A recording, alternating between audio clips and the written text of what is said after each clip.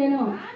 ఆమె ఏడ్చుచు సమాధిలో వంగు చూడగా తెల్లని వస్త్రములు ధరించిన ఇద్దరు దేవతలు యేసు దేహము ఉంచబడిన స్థలములో తలవైపున ఒకరును కాళ్ళ వైపు ఒకరును నిలుచుండుట కూర్చుండుట కనబడి. కట్టండి, యేసు ప్రభువారు మరి సమాధి చేయబడి మరి ఎక్కడన్నా సమాధిలో ఉన్నారటండి.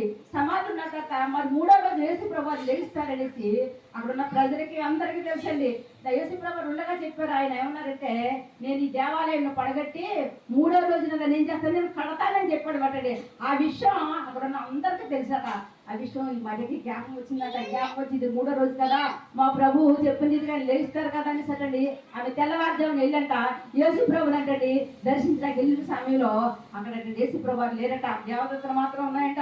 అయ్యో నా ప్రభుని ఎవరైనా ఎత్తికిపోయారేమని తోటంట తిరుగుతున్నప్పుడు ఆ సమయంలో యేసు ప్రభువారు అంట ఆమె కనిపించారంట. కనిపించి ఆమెని ఏమని అక్కడ సంబోధిస్తున్నారు చదువు ఒకసారి.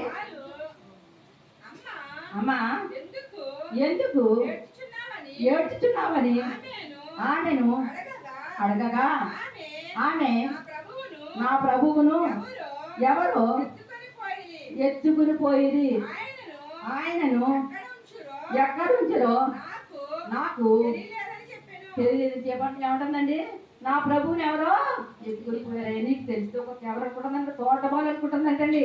అన్ని రోజులు తన దగ్గర ఉన్నాడు, తనతో అన్ని విషయాలు తనతో ఉన్న మనిషిని ఎవరు గుర్తుపట్టాలో చెప్పంటే మరియ గుర్తుపట్టలేకపోయిందంటండి.